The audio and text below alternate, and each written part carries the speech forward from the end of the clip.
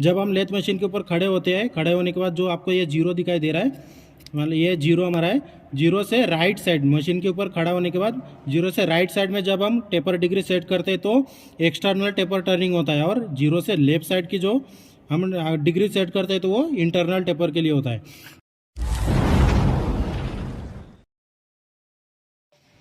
Hello everyone, आप सबका स्वागत है मेरे यूट्यूब चैनल इलर्न आइडिया में। आज का जो हमारा प्रैक्टिकल वीडियो है कि लेथ मशीन में टेपर किस तरह से टेपर टर्निंग किया जाता है, एक्सटर्नल टेपर। और आपका एक जो कन्फ्यूज़न रहता है कि जो डायग्राम में एंगल दिया जाता है उसमें से हमें पूरा एंगल सेट करना रहता है, फिर उसका आधा सेट करना रहता है, इसकी पूरी हम डिटेल इस वीडियो में देंगे, तो वीडियो को अंत तक जरूर देखें। तो टेपर टर्निंग करने के लिए सबसे पहले जैसे फार्मूला दिया जाता है, तो मान लीजिए कि हमारा जो डायमीटर है 40 mm है, बड़ा डायमीटर 40 mm, छोटा डायमीटर 30 mm। तो जो फार्मूला होता है D-D divided by 2L। Compound slide की सहायता से अगर हम टेपर टर्निंग करें तो D-D डिवाइडेड बाय 2L होता है। तो इस फार्मूला की सहायता से हमें टेपर एंगल किस तरह से निकाला जाता है। और एक बात ध्यान में रखिए कि जो टेपर एंगल हम निकाल रहे हैं तो विदाउट लॉकटेबल से किस तरह से टेपर एंगल निकाला जाता है, इसका भी वीडियो मेरे चैनल पे अलग से, इसका भी डिस्क्रिप्शन में आपको लिंक मिल जाएगा, वहाँ से डायरेक्टली आप चेक कर सकते हैं कि विदाउट लॉकटेबल से किस तरह से एंगल निकाला जाता है। तो मान लीजिए बड़ा डायमीटर हमारा है 40 mm, छोटा डायमीटर है 30 mm। इस जॉब का डायग्राम भी आपको प्रोवाइड कर देंगे हम। और जॉब की लंबाई है 50 mm, तो 50 गुणिले 2। तो जैसे फार्मूला था हमारा D-D डिवाइडेड बाय 2L। तो इसे इस फार्मूला में हमने वैल्यू पुटअप किया है, उसके बाद इसे सॉल्व करेंगे तो बचता है हमारा 40 में से 30 गया तो 10, और 50 गुणिले 2 मतलब आ जाता है 100। और इसका जब हम ये डिवाइडेशन करते हैं तो इसका आंसर आ जाता है 0.1। तो ये यहाँ तक तो सबको कैलकुलेशन आता है। इसके बाद लॉक टेबल देखने की ज़रूरत होती है, तो लॉक टेबल बिना लॉक टेबल के यूज़ किए किस तरह से एंगल निकाला जाता है ये हम आपको इस वीडियो की लिंक आपको डिस्क्रिप्शन में दे देंगे कि किस तरह से विदाउट लॉक टेबल एंगल निकाला जाता है इसके। तो इसका जो एंगल आता है हमारा, तो जो हमने कैलकुलेशन आपको बताया कि जिस जॉब के ऊपर हम टेपर टर्निंग करने वाले तो उसका एंगल आ जाता है 5 डिग्री 7 मिनट आता है, मतलब 5.5 डिग्री मान लीजिए, क्योंकि 7 मिनट लगता नहीं इसमें, 5.5 मिनट हम लगा सकते हैं 5.5 डिग्री। तो ये हमारा डिग्री आ जाता है। तो इस डिग्री को जैसे हमारा इसका ये हमारा हाफ इंक्लूडेड एंगल है। हाफ इंक्लूडेड एंगल मतलब ध्यान में रखिए इसका टोटल एंगल है 11.5, मतलब 11.5। तो इसका आधा में सेट करना है। जो भी डायग्राम में एंगल दिया जाता है ध्यान में रखें, सबसे पहले टोटल एंगल दिया है कि हाफ इंक्लूडेड एंगल दिया है। अगर हाफ इंक्लूडेड एंगल दिया है मान लीजिए कि 5.7, तो इतना ही डायरेक्टली हमें कंपाउंड स्लाइड में सेट करना है। अगर टोटल इंक्लूडेड एंगल दिया गया, जैसे मान लीजिए कि इसका टोटल एंगल आता है 11.5 आता है, अगर टोटल एंगल इतना दिया गया है 11.5, तो उसका आधा हमें सेट करना होता है। क्योंकि जब लेथ मशीन के ऊपर हम कोई भी जॉब को टर्निंग या फिर कोई भी ऑपरेशन करते हैं तो जब हम एक साइड से कट लगाते हैं तो दूसरे साइड से भी कट होता है, मतलब राउंड ये जॉब घूमता है तो इसका दोनों तरफ से माइनस होता है। इसलिए जो अगर इंक्लूडेड एंगल दिया गया है तो उसका हाफ सेट करना है। अगर हाफ इंक्लूडेड एंगल दिया है, क्वेश्चन में मेंशन रहता है, अगर हाफ इंक्लूडेड दिया जाता है तो एंगल, तो उसे डायरेक्टली हमें सेट करना है। तो हमारा जो एंगल आया था 5.7, तो उसे सेट करना है। तो जैसे हमने बड़ा डायमीटर रखा है 40, यहाँ पर आप देख सकते हैं इसका जो साइज 40 mm है, आपके सामने ही हम बनाने वाले। और इसका टेपर टर्निंग करने के बाद छोटा डायमीटर बनने वाला है 30 mm, और टेपर की लंबाई होगी 50 mm। जैसे हमारा जो एंगल निकला था 5.7, तो यहाँ पर आप देख सकते हैं 0। उसके बाद इंपॉर्टेंट होता है कि हमें टेपर कौन से साइड में सेट करना है, क्योंकि इसके दोनों तरफ में एंगल दिया जाता है। देख सकते हैं 0 के बाद इस साइड में राइट साइड में भी 10 दिखाई दे रहा है, लेफ्ट साइड में भी 10, मतलब ये दोनों तरफ का टेपर जो एंगल होता है, एक एक्सटर्नल टेपर के लिए, एक इंटरनल टेपर के लिए। जब हम लेथ मशीन के ऊपर खड़े होते हैं, खड़े होने के बाद जो आपको ये 0 दिखाई दे रहा है, मतलब ये 0 हमारा है, 0 से राइट साइड मशीन के ऊपर खड़ा होने के बाद 0 से राइट साइड में जब हम टेपर डिग्री सेट करते हैं तो एक्सटर्नल टेपर टर्निंग होता है, और 0 से लेफ्ट साइड की जो हम डिग्री सेट करते हैं तो वो इंटरनल टेपर के लिए होता है। तो हमारा जो एंगल निकला था 5.7, तो हम सबसे पहले सेट कर लेते हैं इसके ऊपर। ये तो आपको 0 दिखाई दे रहा है, ये जो हमारा है क्रॉस स्लाइड ऊपर वाला, इसे इसका जो रेशा आपको दिखाई दे रहा है, इसे 0 पर ये 0 है। इसके बाद हमें 5.5 डिग्री सेट करना है इस तरह से। यहाँ पर आप देख सकते हैं ये जो 5 वाला रेशा है इससे हल्का हमने प्लस में रखा है, 6 से माइनस में रखा है।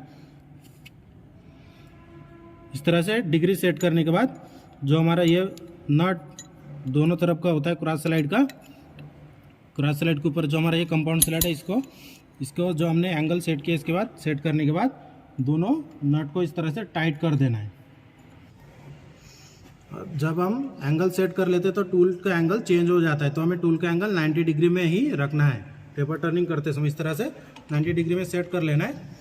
इसके बाद 90 डिग्री में सेट करने के बाद अगर आपको लंबाई की मार्किंग करना है तो लंबाई की भी मार्किंग कर सकते हैं। जैसे हमने जो आपका टेपर की लंबाई रखा है 50 mm, तो 50 mm की मार्किंग भी कर सकते हैं, मतलब वहाँ तक ही जाने वाला है। उसके बाद जो लंबाई अगर बन जाता है तो उसका स्मॉल डायमीटर भी बन जाता है। मान लीजिए अगर टेपर टर्निंग करते समय अगर टूल हमारे यहाँ तक आ जाता है तो इसका छोटा वाला जो डायमीटर हमने 30 mm रखा है वो भी हो जाता है। अगर नहीं होता है तो मतलब उसका मीनिंग होता है एंगल हमारा सही तरीके से सेट नहीं हुआ है। स्टार्ट करते हैं हम टेपर टर्निंग का।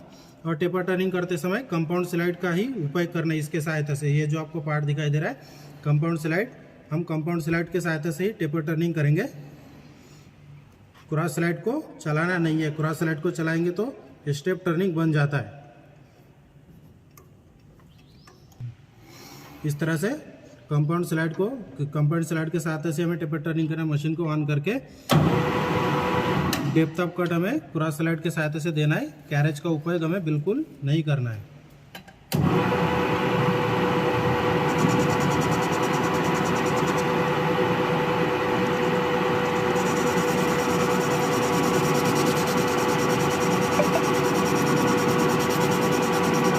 इस तरह से ये जो आपको कंपाउंड स्लाइड है, कंपाउंड स्लाइड का एंगल को ही घुमाना है।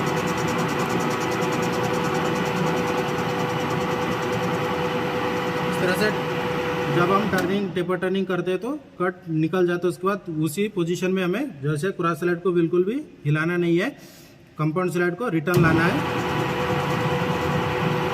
कंपाउंड स्लाइड को रिटर्न लाने के बाद फिर से डेप्थ ऑफ कट हमें क्रॉस स्लाइड के सहायता से ही देना है। 1 mm तक डेप्थ ऑफ कट दे सकते हैं।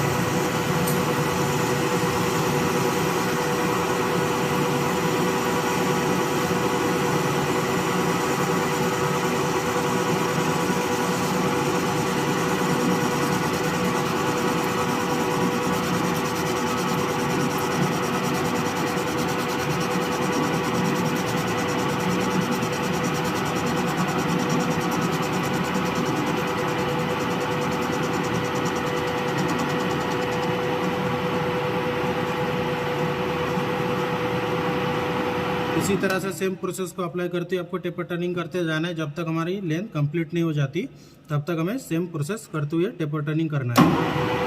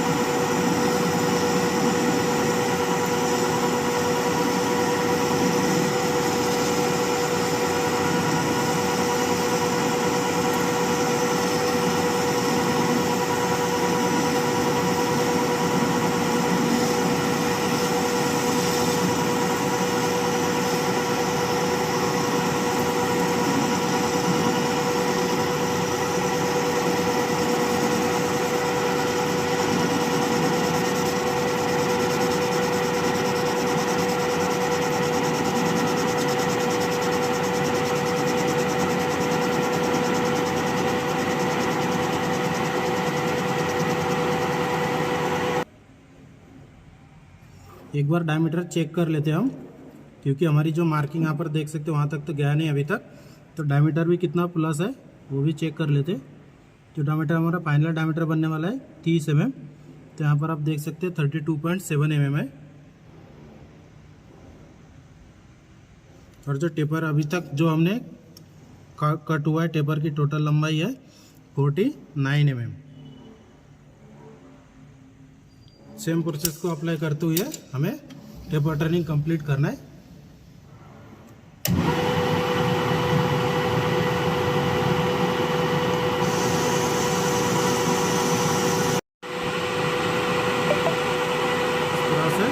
टेपर टर्निंग कर लिया हमने। इसके बाद एक बार डायमीटर चेक कर लेना है हमें,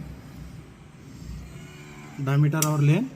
तो डायमीटर को इस तरह से चेक करेंगे। यहाँ पर आप देख सकते हैं आपके सामने ही साइज़ 30 mm एक्यूरेट बन चुका है। उसके बाद हमें लंबाई चेक करना है। तो लंबाई जैसे हमने 50 mm रखा था, आपके सामने सबसे पहले 50 mm सेट कर लेते हैं। उसके बाद लंबाई को हम चेक करेंगे। तो यहाँ पर आप देख सकते हैं 50 mm है। और ये हमारी जो टेपर की लंबाई है इस तरह से वर्नियर कैलिपर से यहाँ पर आप देख सकते हैं। यहाँ पर आप देख सकते हैं टेपर की लंबाई भी हमारा पूरा एक्यूरेट 50 mm बन चुका है। और जो हमने आपको डायमीटर गिन के दिखाया, डायमीटर भी हमारा टेपर के हिसाब से भी 30 mm कंप्लीट एक्यूरेटली बन चुका है। मतलब इसमें जो हम दिखाना क्या चाहते थे कि जो एंगल जो सेट किया जाता है,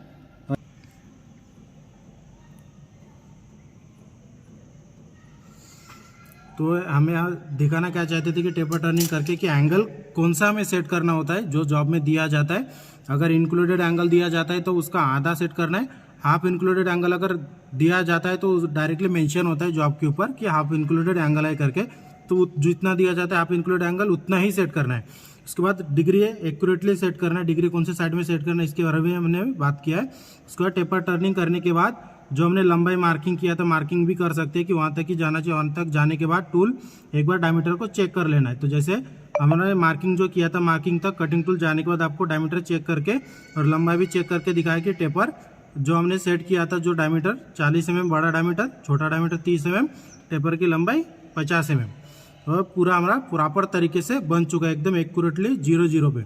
इस तरह से आज का जो हमारा वीडियो था टेपर टर्निंग किस तरह से किया जाता है इसके बारे में हमने आपको पूरा स्टेप बाय स्टेप जानकारी दिया है।